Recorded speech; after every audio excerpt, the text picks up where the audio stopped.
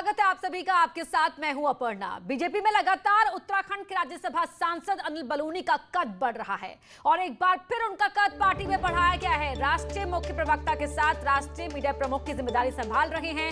हमेशा उत्तराखंड की छोटी बड़ी समस्याओं को दूर करने की कोशिश बलूनी करते रहे हैं और उसमें कामयाब भी रहे हैं। नई जिम्मेदारी मिलने के बाद पहली बार न्यूज 18 से अनिल बलूनी खास बातचीत के लिए जुड़ रहे हैं। पहली बार कोई इंटरव्यू वो देने जा रहे हैं। बलूनी जी, बहुत बहुत स्वागत है आपका और साथ ही सबसे पहले आपको बहुत बहुत बधाई। बीजेपी की राष्ट्रीय टीम में आपको दोहरी जिम्मेदारी मिली है। बहुत बहुत धन्यवाद आप सभी लोगों का। बलूनी जी, आप राष्ट्रीय मुख्य प्रवक्ता के साथ राष्ट्रीय मीडिया प्रमुख के दायित्व को फिर से नवाजे गए हैं। किस तरह इस जिम्मेदारी को आप देखते हैं? देखिए, मेरे लिए तो ये बड़ा संतोष का विषय है कि मेरी पार्टी ने मुझे पुनः इस काम के लिए चुना है और इसका मतलब ये है कि मैं पहले इस काम को अच्छा कर रहा था और मुझे बड़ा संतोष है कि मेरी पार्टी ने मुझे फिर से इस काम का दायित्व सौंपा है और इस काम में और कुछ अच्छा काम करने की कोशिश करूँगा। साथ ही उत्तराखंड के लिए भी कुछ और कंट्रीब्यूट कर सकूँगा, ये मेरी पूरी कोशिश रहेगी। जी अनिल बलूनी जी, एक लंबी चौड़ी टीम उसको आप हेड कर रहे हैं। प्रवक्ताओं के तौर पर हम देखते हैं कि जो बीजेपी के प्रवक्ता है कितनी मजबूती के साथ पक्ष रखते हैं और काफी चैलेंजिंग अब आपकी भूमिका रहेगी क्योंकि एक लंबी चौड़ी टीम है जिसको आप लीड कर रहे हैं। नहीं, देखिए, मैं पिछले 6.5 वर्ष से मैं बीजेपी की मीडिया टीम में काम कर रहा हूँ और पिछले 3.5 वर्ष से इस विभाग का प्रमुख हूँ और 2019 का जो चुनाव था वो एक बहुत बड़ा चुनाव था। उसको सफलतापूर्वक हमारी पूरी टीम ने किया और आगे जो जो जितने भी चैलेंजेस होंगे उनको भी और अच्छी तरीके से करेंगे, पूरी मेहनत के साथ करेंगे। जो पूरी हमारी टीम है, मैं मानता हूँ कि विश्व की जो सबसे बड़ी पार्टी की मीडिया टीम है वो एक सशक्त टीम है। हमारी टीम में 8 सांसद हैं, 3 पूर्व मंत्री हैं और 2 विधायक हैं। तो इसलिए पूरे देश से कई से प्रतिनिधित्व, केरल से लेके नागालैंड तक और पूरे देश से, पंजाब से लेके, मतलब पूरा कोई राज्य ऐसा है नहीं जहाँ से प्रतिनिधित्व नहीं है। तो एक बहुत अच्छी और सशक्त मजबूत टीम है। जी अनिल जी, एक सवाल जो अक्सर सभी के मन में उठता है, आप अभिनंदन हो, उद्घाटन, स्वागत, पोस्टर, होर्डिंग और बैनर के लिए आप अपने कार्यकर्ताओं को, शुभचिंतकों को हमेशा मना करते रहे हैं, सख्ती के साथ मना करते रहे हैं। क्या वजह है कि जो आप इतने जो राजनीतिक दस्तूर हैं उनको आप नकारते हैं? देखिए, जब मैं राज्यसभा का सांसद मैं बना था, उस वक्त भी मैंने अपने सभी समर्थकों से, अपने शुभचिंतकों से मैंने आग्रह किया था कि किसी भी प्रकार का उत्सव ना मनाएं। मैं स्वागत नहीं कराना चाहता हूं और कोई पोस्टर, होर्डिंग, ये सब से मैं पहले से ही मैंने ये एक संकल्प लिया है कि मैं इन चीज़ों से दूर रहूंगा। मैं पहले से कहता रहा हूं कि मैं कोई उद्घाटन नहीं करूंगा और आप देखिए कि सांसद के रूप में जो मैंने काम किया, सांसद निधि के जो मेरे काम हुए, उनका उद्घाटन भी मैंने स्वयं नहीं किया है। मेरा ये मानना है कि जो ये जनता के पैसे से जितना ये सब काम होते हैं उसका उद्घाटन जनता ही करे और ऐसा नहीं है कि मैं ये कहता हूँ कि मैं स्वागत नहीं कराना चाहता हूँ, मैं होर्डिंग पोस्टर नहीं लगाना चाहता हूँ, तो ये कोई गलत बात है। मेरा एक व्यक्तिगत संकल्प है, इसको मैं निभा रहा हूँ और जो करते हैं वो गलत है ऐसा भी नहीं है। इसलिए ये मेरा व्यक्तिगत संकल्प है, ना मैं कभी स्वागत कराऊंगा, ना ही मैं होर्डिंग पोस्टर लगाऊंगा, ना ही मैं उद्घाटन करूंगा। ये मेरा एक निजी संकल्प है और मैंने अपने इष्ट मित्रों से सबसे अनुरोध किया है, कभी थोड़ा बहुत कोई एक आध जगह लगा रहे हैं, मेरे को लगता है धीरे धीरे सब समझ जाएंगे और यह भी बंद कर देंगे, ये बात तय है। जी, और अनिल जी, अगर हम बात करें उत्तराखंड की, तो उत्तराखंड के तौर पर आपको कितना लगाव है वो अक्सर हम देखते रहे हैं कि आप अलग अलग मुद्दों को आप उठाते रहे हैं, लेकिन खास तौर पर राज्यसभा सांसद के तौर पर आप उत्तराखंड में स्वास्थ्य को लेकर सबसे ज्यादा आपने फोकस किया है। आपने सांसद कोष से आईसीयू सेंटर्स के निर्माण के लिए बजट भी जारी किया, सेना के अस्पतालों में बॉर्डर क्षेत्र के नागरिकों को ओपीडी की सुविधा भी प्रारंभ करवाई। आपको उत्तराखंड में स्वास्थ्य समस्या ही सबसे बड़ी समस्या के तौर पर क्यों नजर आती है? नहीं, देखिए, ऐसे है, मेरा ये मानना है कि हर किसी व्यक्ति का एक कार्य करने का एक विशेष तरीका होता है और उसके कुछ फोकस होते हैं। मैं शुरू से मानता था कि पहाड़ के अंदर स्वास्थ्य और चिकित्सा के क्षेत्र में काम होना चाहिए और आप देखिएगा, जब मैं सांसद बनने के बाद भी मैंने कहा कि मैं आईसीयू बनाना चाहता हूं और आप देखिए कि मैंने उत्तरकाशी में आज से 2 साल पहले, 1.5 साल पहले वेंटिलेटर की सुविधा शुरू कराई थी, कोटद्वार में शुरू कराई थी। रामनगर का किसी कारण से नहीं हो पाया, लेकिन मैं शुरू से चाहता था कि ये हो। और आज ऐसी महामारी के टाइम पर मुझे पता है कि वेंटिलेटर्स का और आईसीयू सेंटर्स का कितनी उपयोगिता है, और हम जरूर चाहते हैं कि उत्तराखंड के अंदर हमारे पहाड़ पे जो दूर दराज के इलाके हैं वहाँ आईसीयूज बने, वहाँ स्वास्थ्य सुविधा हो, वहाँ अच्छे डॉक्टर्स हों। ये लगातार हम चाहते हैं। मैंने पैरामिलिट्री और मिलिट्री के जो विभाग है उनसे भी मैंने कहा कि वो आम लोगों का इलाज करें, और मुझे बड़ा संतोष है कि इसमें मैं थोड़ा बहुत कंट्रीब्यूट कर रहा हूँ। आने वाले समय में मेरा ये मानना है कि मैं और तीव्र गति से इस काम को आगे बढ़ाना चाहता हूँ। जी अनिल जी, इसके अलावा हमने देखा कि अलग अलग सेक्टर्स की समस्याओं को लेकर भी आपने आवाज उठाई है। अगर हम आपके सांसद कार्यकाल की अगर बात करें तो उत्तराखंड के अलग अलग हिस्सों को लेकर अपनी चिंताएं आप जाहिर करते रहे हैं, घोषणाएं भी करते रहे हैं, तो क्या इसे इस रूप में ना लिया जाए कि आप एक एरिया के लिए फोकस नहीं है?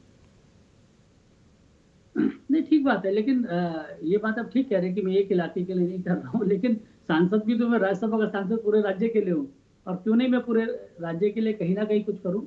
मैंने जैसे आपको कहा कि ये अपना अपना काम करने का तरीका है। कुछ लोग फोकस होके कुछ एक स्थान पे काम करते हैं, कुछ फोकस होके एक विषय के लिए काम करते हैं।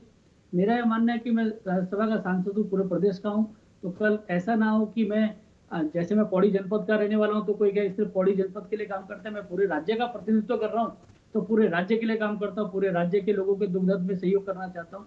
तो ये मेरे को लगता है कि अगर मैं लोकसभा का सांसद होता तो अपनी निश्चित तौर पे अपने जो क्षेत्र है उसके लिए ज्यादा करता।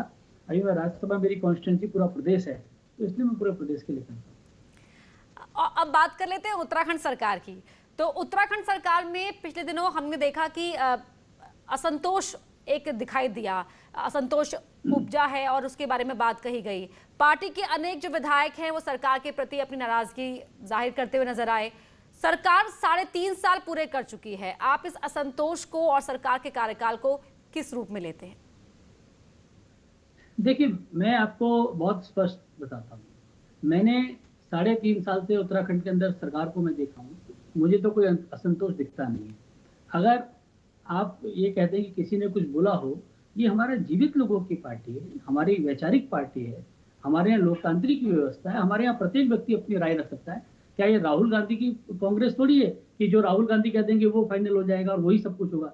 हमारे यहाँ हर चीज का डेमोक्रेटिक तरीके से बातचीत होती है, चर्चा होती है, और अपनी अपनी बात सब लोग रखते हैं, तो इसमें कोई गलत बात नहीं। ये तो डेमोक्रेसी के लिए ऑल हेल्दी है कि हम अपने सारे विषयों को रखते हैं, और हमारे यहाँ कोई विरोध नहीं, कोई किसी तरह का मैंने तो किसी तरह का तनाव आपस में पार्टी में देखा नहीं। जी अनिल जी, आपने राज्य में नैनी दून जनशताब्दी एक्सप्रेस, मसूरी नैनीताल के लिए पेयजल योजना, आईसीयू केंद्रों का निर्माण, उत्तराखंड के लिए एनडीआरएफ की पृथक बटालियन, मौसम के पूर्वानुमान हेतु डॉपलर रडार, ये जरूरी विषयों पर काम किया है। आगे और किन किन महत्वपूर्ण विषयों को आप हाथ में लेंगे? देखिए, एक सांसद के रूप में जो जो चीजें आती रहेंगी उनके लिए मैं काम करता रहूंगा, और मेरा बहुत सारी चीजें मैंने सोची उत्तराखंड के लिए। दुर्भाग्य से मेरी तबीयत खराब हो गई पिछले वर्ष, आपको जानकारी होगी जी। और उसके बाद कुछ एक ब्रेक लगा। हालांकि मैं उत्तराखंड के लोगों को ये आश्वासन देता हूँ और विश्वास दिलाता हूँ कि जब मैं बीमार था, जब मैं अस्पताल में मेरे गंभीर बीमारी से मैं जूझ रहा था, उस वक्त भी कोई भी ऐसा क्षण नहीं रहा कि जब मैं उत्तराखंड के लिए नहीं सोचता था, उत्तराखंड की समस्याओं के लिए नहीं सोच सकता था, उत्तराखंड के दर्द के बारे में नहीं सोचता था। लेकिन निश्चित तौर पे मैं ये बात मानता हूँ कि उस दौरान कुछ मेरे कार्य पे एक ब्रेक लगा, और मैं चाहता हूँ कि अब उन ब्रेक को हटा के कामों को और तेजी के साथ उत्तराखंड के अंदर किया जाए। मेरे बहुत सारे एजेंडे हैं जिनको मैं समय समय पर आप लोगों के साथ साझा करता रहूँगा। जी अनिल जी, उत्तराखंड के बारे में एक कहावत कही जाती है कि यहाँ कोई भी सरकार रिपीट नहीं होती है। 5 साल एक पार्टी की सरकार रहेगी तो अगले 5 साल दूसरी पार्टी को मौका मिलेगा सरकार बनाने का। 2022 की शुरुआत में ही राज्य में विधानसभा चुनाव होने हैं। आपको क्या लगता है कि इस बार परंपराओं को तोड़ते हुए जो मौजूदा राज्य सरकार है वो रिपीट होने का रिकॉर्ड बनाएगी? अपर्णा जी, इस मिथक को भी इस बार भारतीय जनता पार्टी तोड़ देगी, और ये जो आप कह रहे हैं कि इस तरह का मिथक है कि यहाँ रिपीट नहीं होती है सरकारें, इस बार ये आपको जब 2022 में रिजल्ट आएगा तो आप जरूर इस बात को सोचेगा कि जो मैंने कहा था, पूरी ताकत के साथ हमारा कार्यकर्ता जुटा हुआ है। हमारी सरकार ने बहुत अच्छा काम किया है। हमारी सरकार ने 3.5 वर्ष के अंदर कोई ऐसा कार्य नहीं किया जिसके लिए कि हमको शर्मिंदा होना पड़े। कोई हमने ऐसा काम नहीं किया हमारी सरकार ने जिससे कि लोगों को कहीं दुख दर्द हुआ हो, और पूरी ताकत के साथ सब लोगों ने काम किया, पूरी शक्ति के साथ काम किया। और आप देखिएगा कि जनता का आशीर्वाद हमको 2022 के चुनाव में मिलेगा और हम पूरी शक्ति के साथ इससे अधिक सीटों के साथ विजयी भी होंगे। बलूनी जी, एक आखिरी सवाल मेरा आपसे ये है, क्योंकि उत्तराखंड के अलग अलग मुद्दों को लेकर आपने आवाज उठाई है और सशक्त तरीके से उठाई है, लेकिन अगर हम रिवर्स पलायन की बात करें, बुग्याल की बात करें, सांस्कृतिक कार्यक्रमों के जरिए भी आपने कोशिश की है कि जो उत्तराखंड से बाहर युवा रहते हैं वो जुड़े रहे, राज्य के प्रति अपनी जिम्मेदारी को या अपने जुड़ाव को ना भूले। अब आपके मन में क्या ऐसा कुछ खास है उत्तराखंड के लिए जिसे आप बताना चाहें, हमारे दर्शकों के साथ साझा करना चाहें? देखिए, मैं शुरू से कहता रहा हूँ कि हमको उत्तराखंड में जो हमारे जो प्रवासी भाई हैं, जो हमारे यहाँ से ब्रेन ड्रेन हुआ है, जो लोगों ने बाहर हमारे लोग गए हैं, और आज हिंदुस्तान में क्या पूरे विश्व में पहाड़ की जो मेधा है उसका लोहा माना जाता है। आप अगर विदेशों में भी देखेंगे तो एक से एक हमारे साइंटिस्ट, एक से एक हमारे इंजीनियर मिलेंगे। मैं हर वक्त चाहता हूँ कि ये जो हमारी मेधा है जो बाहर है, इस सब का उपयोग उत्तराखंड के विकास में कहीं ना कहीं हो, और आने वाले समय में हम जरूर इसके लिए काम करेंगे। कुछ आगे का प्लान बनाया है, क्योंकि मैं टीवी डिबेट में या टीवी इंटरव्यू में सब नहीं कहना चाहता हूँ। मुझे लगता है कि आने वाला समय जरूर बताएगा। लेकिन उत्तराखंड में जितने लोग जो सक्सेसफुल लोग हैं, उन सबके टैलेंट का लाभ उत्तराखंड को भी मिले, उनकी मिट्टी को भी मिले, इस सब के लिए हम लोग कोशिश करेंगे। और आने वाले समय में आप निश्चित तौर पर देखिएगा कि उत्तराखंड हिंदुस्तान का सर्वश्रेष्ठ राज्य हो, इसके लिए जितनी शक्ति है वो हम सब लगाएंगे। जी अनिल जी, बहुत बहुत शुक्रिया आपका हमसे बातचीत करने के लिए। ये नई और महत्वपूर्ण जिम्मेदारी आपको मिली है, एक बार फिर से आपको बहुत बहुत बधाई और साथ ही शुभकामनाएं भी। तो हमारे साथ जुड़े थे अनिल बलूनी, और बीजेपी के नेशनल मीडिया चीफ होने के साथ साथ अब बीजेपी के राष्ट्रीय मुख्य प्रवक्ता के तौर पर भी नई जिम्मेदारी से नवाजा गया है। और यहाँ पहली बार किसी चैनल को इंटरव्यू देते हुए न्यूज़ 18 उत्तर प्रदेश उत्तराखंड पर आपने सुनी है खास बातचीत। रुक रहे एक छोटे से ब्रेक के लिए, ब्रेक के बाद लौटेंगे तो कुछ और खबरों पर डालेंगे नजर।